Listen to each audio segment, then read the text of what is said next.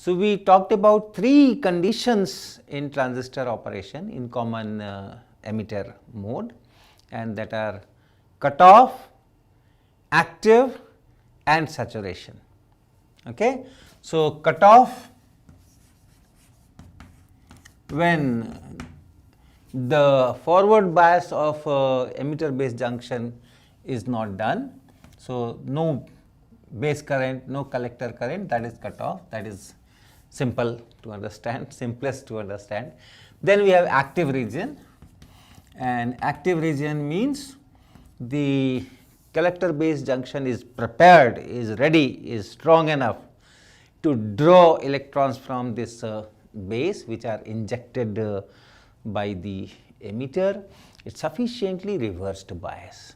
So, if you increase this IB little bit and more electrons are there in the base, the collector is ready to take them also, and hence that ratio IC by IB equal to beta is maintained. So, that is the active region in which IC over IB is beta and it is maintained whatever.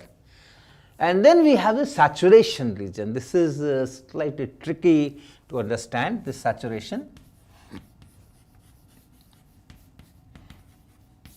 This is when the collector is not sufficiently reversed biased, either it is zero bias or little bit forward maybe. So, that if the electrons are there in the base region, it is not able to attract them well.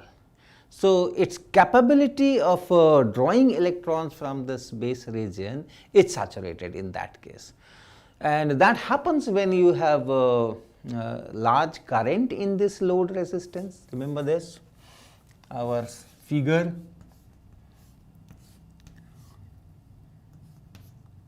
You have this load resistance RL, and then you have this biasing VCC. This side you have RB and this VBB. So, suppose I have some reverse bias to start with. Let us say we have put some VCC to start with and it is reversed bias, this current is very small.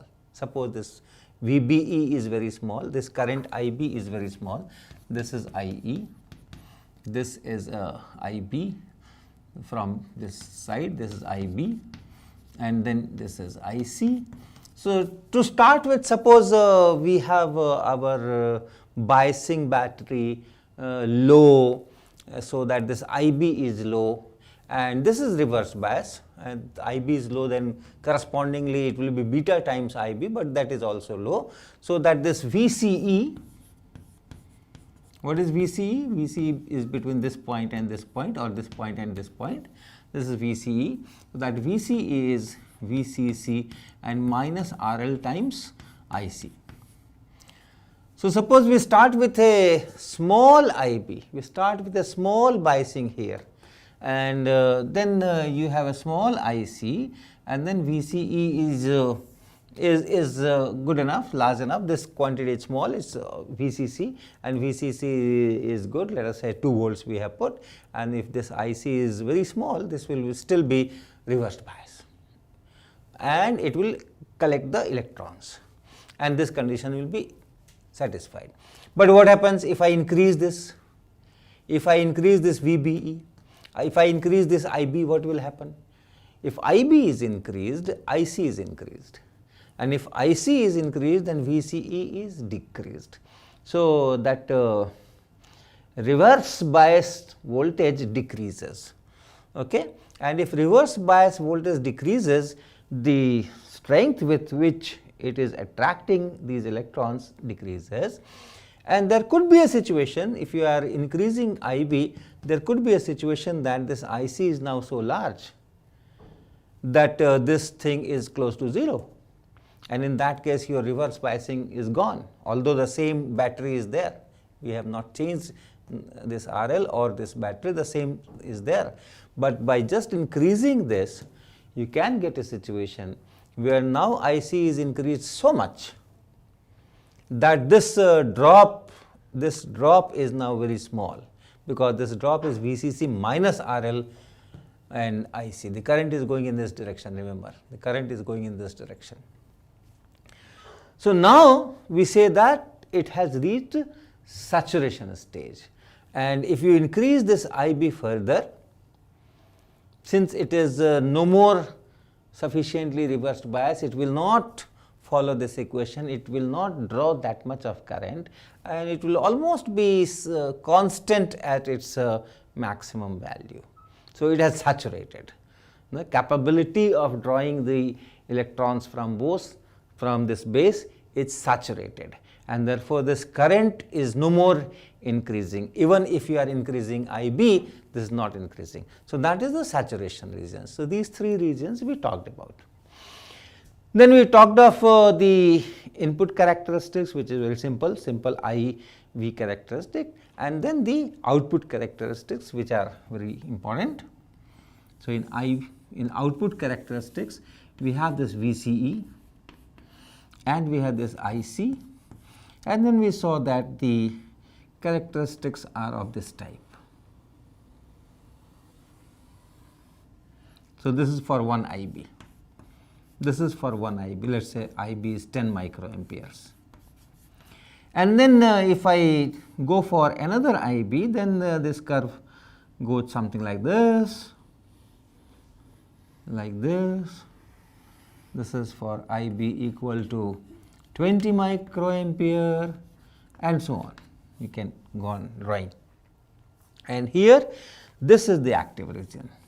Okay, this side is active region, where the VC is so large that this base collector junction is very nicely reverse bias, and it is following that IC by IB equal to constant.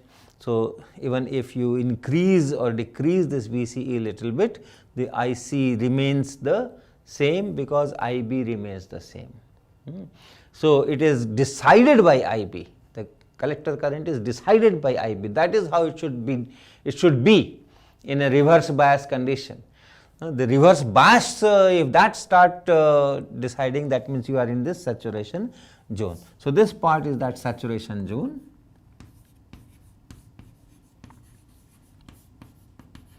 This part is saturation, this part is saturation, like that, and this flat parts are active.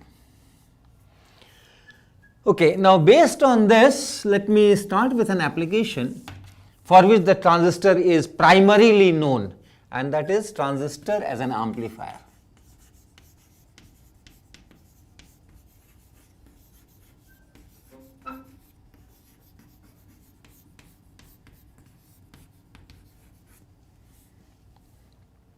Right? Amplifiers, you know, I am speaking, although I am trying to speak loudly, but may not be loud enough to let 100 people or 1000 people listen to this voice. So what do? We convert this audio into a voltage signal. So whatever vibrations are happening, some kind of microphone, so that diaphragm vibrates and that creates a voltage signal. And so you have voltage signal, and then you amplify that through that amplifier circuit, and then that amplified voltage signal is fed to bigger speakers, and those diaphragms now vibrate with larger amplitudes. But that variation with time, that kind of waveform that I am generating by speaking, that waveform has to be preserved. Only the amplitudes are to be enlarged. So that variation, the kind of variation, that variation must remain there. So that is how the things are amplified, voltage signals are amplified. So this transistor is the basic unit for amplification, and the basic theory, which we call single stage amplifier, can be very easily understood using this diagram and using this diagram. All I have to do is that with this biasing, I have to add that voltage signal. So voltage signal could be, if you draw this voltage signal as a function of time, then it could be something, it could be some kind of a signal, some kind of an varying signal, time varying signal.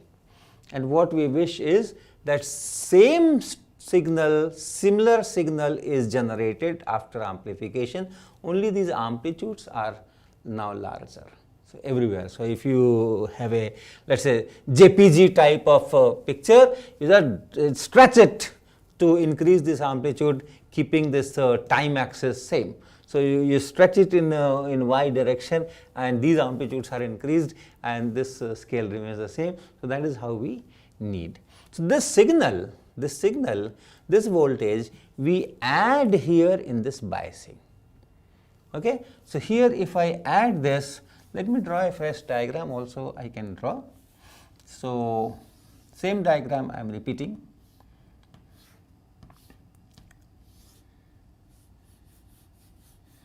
So, this is RB and then I have this signal here and then I have this biasing battery. And this side is same.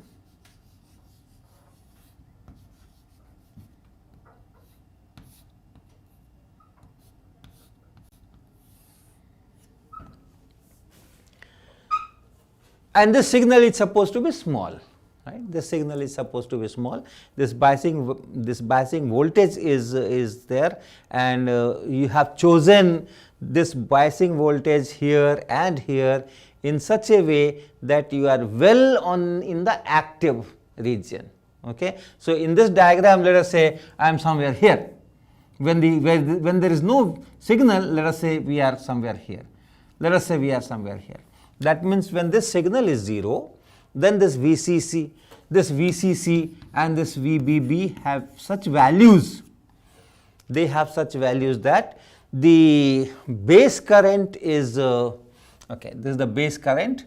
This base current is say 10 microamperes, and this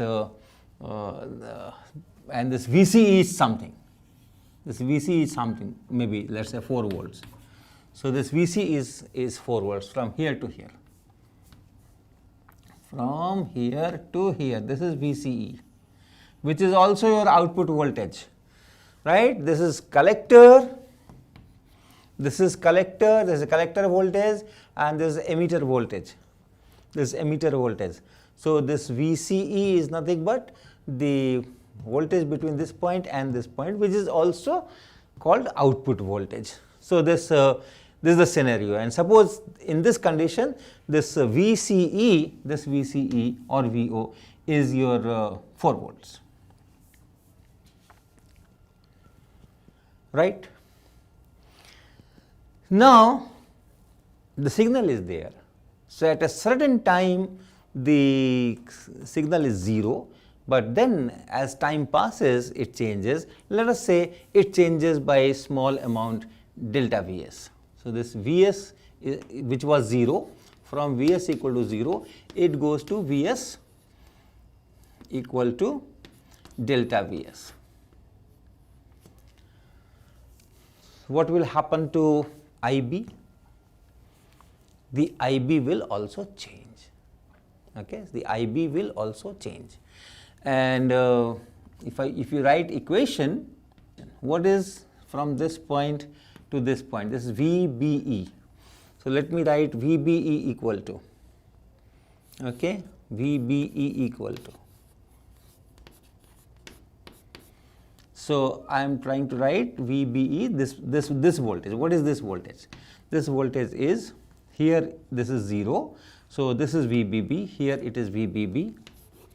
So, it is VBB and then plus Vs, which is delta Vs here, and then how is the current? This is how the current is. So, the voltage is dropping. So, it is minus and IB into RB.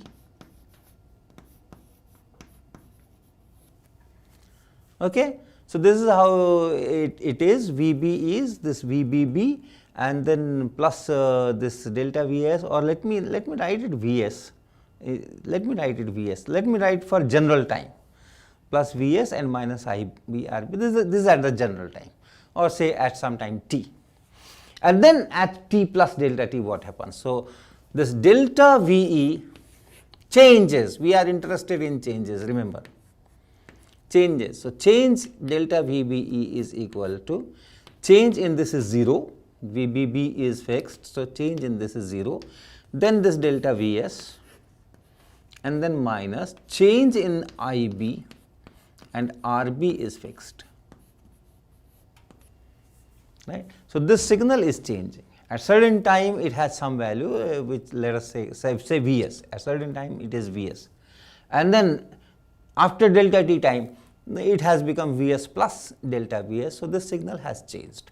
So this is this, and similarly here when the signal is changed, then this biasing voltage has changed, and if biasing voltage has changed, this current will change from 10 microampere to something else. So that is I am writing here delta IB, RB is fixed, VBB is fixed. So delta VBE is this. Now this VBE you cannot really change it much. Why? Because if you remember, the characteristic is of a PN junction, and in this case base emitter junction, input characteristics, VBE here and IB here. It is like just a PN junction with the values of IB in microampere range, in this case base emitter case. Now this VBE it has almost a value. You cannot go beyond that. If you are too less, then you are in the cutoff region. Your current is 0 or almost 0, and then suddenly it rises. So you cannot really change this VE much. So this delta VBE, that means change in VBE because of this signal, is going to be very small. But how can that be? If I am putting a signal here, let us say I am putting a signal of 0.5 volts, and this is let us say 3 volts. So is it not 3.5 volts? How can this VBE remain the same? That is because of this current here. The current changes, this drop changes. VBE almost remains same. Whatever change you bring here, correspondingly the current changes, this drop also changes to keep this VBE almost the same. So, and the same thing you can write from here also. If you write this as 0, if you take this as very small and write as 0, then you have 0 equal to delta Vs minus delta IB and RB. So delta Vs is equal to delta IB into RB. So whatever voltage change in the biasing is brought about by this signal, that is compensated by the voltage drop, increased or decreased voltage drop here. So you have this equation. So your signal can be written like this. The variation in signal in time delta t can be written like this. Now let us look what happens on the output side, on this side. So for this we already have this equation, VCE is VCC and minus RL IC. So if I write delta VCE, and remember VCE is your output voltage, is delta VCC, which is 0, and then minus RL will remain there and delta IC. Okay, VCE is the voltage between collector and emitter. Here is the collector and here is the emitter. So this voltage, and this is same as this voltage, and this is the output voltage. So VO or delta VO, V output, is minus RL times delta IC. If I look at this diagram, this characteristics, output characteristics, what is happening? by changing this biasing voltage, you are changing IB. So, initially if this is the point representing the transistor operation, then it has changed from 10 microampere to something else, say 10.5 microamperes. That means from this you are going to another characteristics.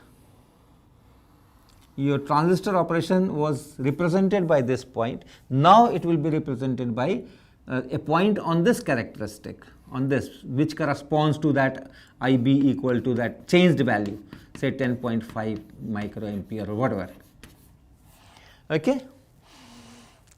What happens to this VCE? That also changes, But then if we are well into this active region, not close to saturation region, even if it changes a little bit, and what will happen? Will it increase or will it decrease?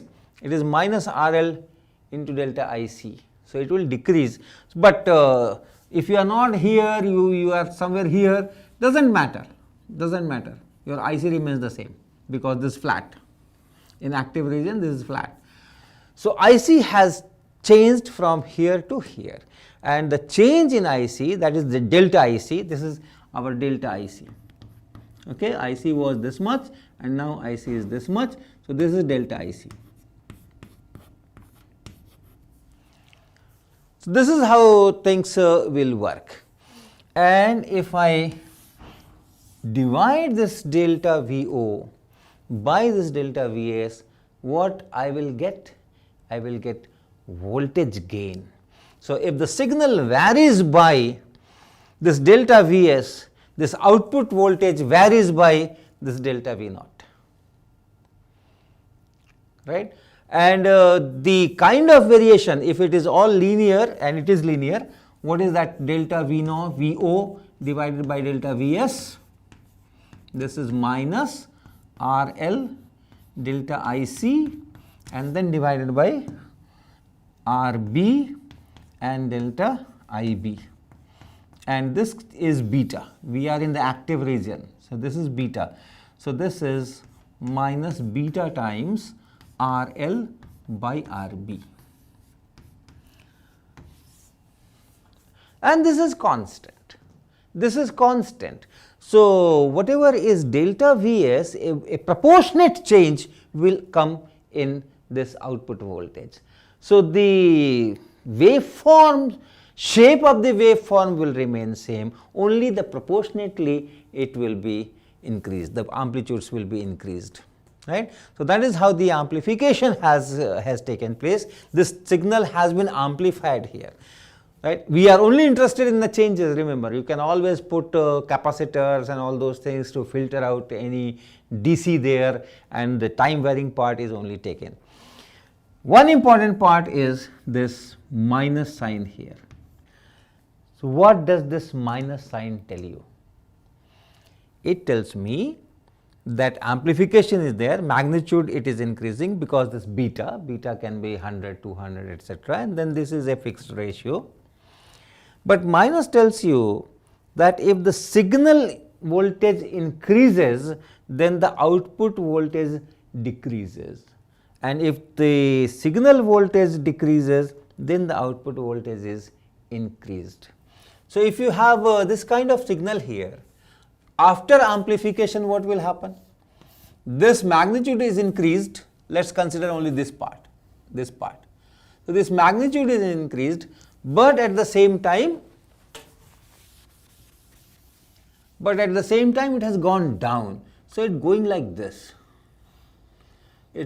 this, then when it is going down, it is going up. So, it is going up and it is going further down, and then it is going further up, and so on and so on. So, this kind of inversion will take place, everywhere. Okay. So, this is your output voltage as a function of time. I have drawn only a small part, I cannot draw so nicely the entire thing. So, it is this.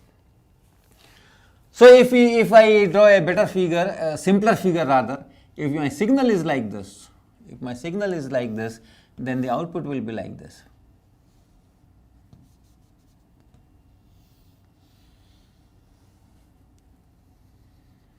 this will be output and this will be Vs, right. Of course, not a very good drawing, but you understand what I am trying to say. So, the important lesson is that if you use transistor, single stage transistor in this common emitter mode, the amplification is there, but then there is a pi phase change, okay, phase change of pi. During this amplification, phase change of pi takes place.